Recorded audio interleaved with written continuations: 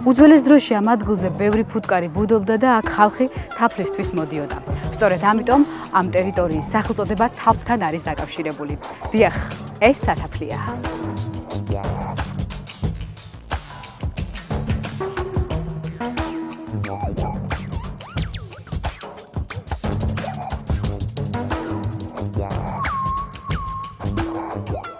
ტერიტორიაზე შესვლისთანავე არა თაფლზე, არამედ იმაზე იწყებ ფიქრს, რომ აქ მილიონი წლების წინ დინოზავრებს უვლიათ.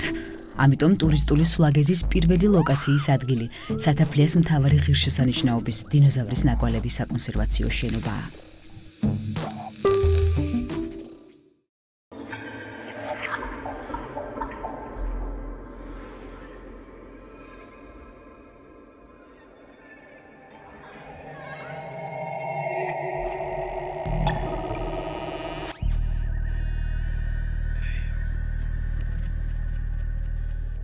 ნაკვალევი მერგელოვან კირქვებზე ორ იარუსად არის განლაგებული, რაც იმას მოწმობს, რომ აქ დინოზავრთა ორ ჯოგს გაუვლია. გამოკვლევებით დადგინდა, რომ აღბეჭდილი ნაკვალევი 120 მილიონი წლის წინ არსებულ მტაცებელ და 65 მილიონი წლის წინ არსებულ ბალახის მჭამელ დინოზავრებს ეკუთვნის.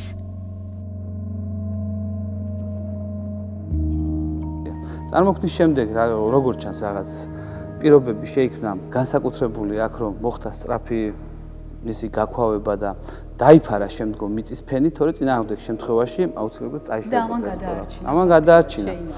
როდესაც 1933 წელს აღმოაჩინეს და გაათავისუფლეს მიწის ფენებისგან, შემდეგ 2011 წლამდე, ხედავთ ხო, ეს არც თუ ისე დიდი პერიოდია, ღია ცის ქვეშ იყოფებოდა ნახევარი დაახლოებით დინოზავრის ნაკვალევისა, ჩვენ და სამწუხაროდ არის წაშლილი და განადგურებული. დინოზავრი ეს არის კრებითი სახელი იმ დროში არსებული ქვეწარმავლებისა და არ გულისხმობს ის კონკრეტულად განსაკუთრებული სიდიდის მქონე დინოზავრებს, როგორც ის ჰოლივუდის ფილმებში უყვართ. შეიძლება ზომით პატარაც ყოფილიყო, შეიძლება ყოფილიყო ზომით ძალიან დიდიც. აქ განსაკუთრებულობა გამარიობს ერთში. ეს არის 120 მილიონი წლის წინანდელი და მეორე 70 მილიონი წლის წინანდელი და ეს არის ჩვენამდე მოსული. ამაზე მეტი აქ უკვე სიდიდეა, ჩემი აზრით უკვე არაფერს არ უნდა საზღვრავდეს. დინოზავრის, ისევე როგორც სხვა გადაშენებულ ცხოველთა ნაკვალევი იშვიათად გვხვდება ბუნებაში. ამიტომ სათაფლიას ეს ნიმუში, რომელიც ორფენაზეა წარმოდგენილი, მთელს მსოფლიოში უნიკალური შემთხვევაა. ვიზიტორებმა შენობაში ნანახი დინოზავრის ნაკვალევის წარმოშობა ცოცხლად რომ აღიქვან, ტერიტორიაზე სპეციალურად მოწყობილია იურული პარკი, სადაც დინოზავრების ფიტულები 65-120 მილიონი წლის წინანდელ სურათს აცოცხლებენ.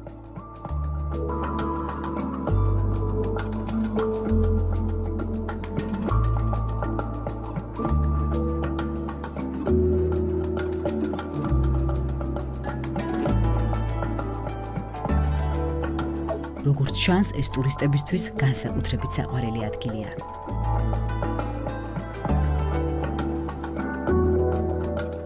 სათაფლიას კოლხურ ტყეში არსებულ მოპირკეთებულ ბილიქს ველური ფუტკრის საბინადრო მთის გავლით კლდის გულში მივყავართ.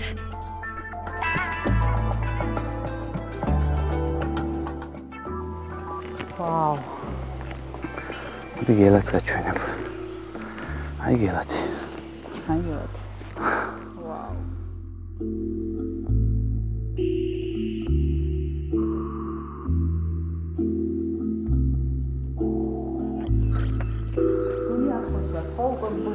ღვიმეში ვართ უკვე, შემოვედით. სიგრილეს იგრძნობდით ალბათ, ხო? წავიდეთ.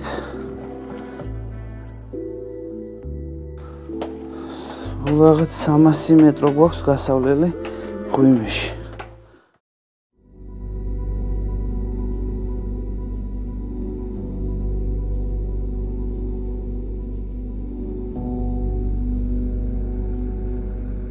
მდინარე ოღასყურა, რომლის კალაპოტს სათაფლიას მღვიმე წარმოადგენს 30 მილიონი წლის განმავლობაში, თანდათან იკვლევდა გზას და აფართოვებდა მღვიმის დერეფნებს.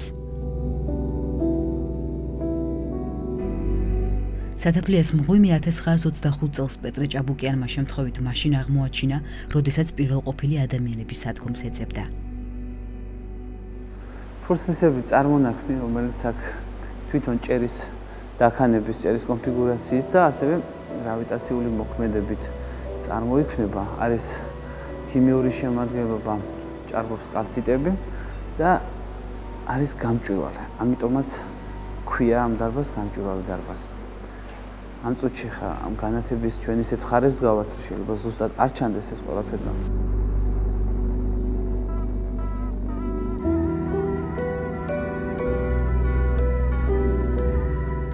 ნაღვენთი ფორმები, რომლებიც მღვიმის ჭირიდან და იატაკიდან იზრდება, ზღაპრულ ნაგებობათა შთაბეჭდილებას ტოვებს მნახველებზე.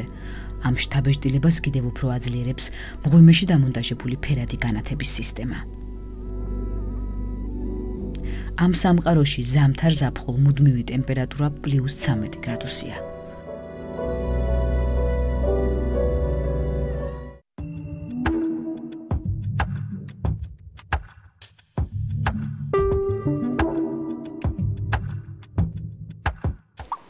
ჩვენი მოგზაურობის ბოლო წერტილი კი სათაფლიას შუშის პანორამული გადასახედი პლატფორმაა.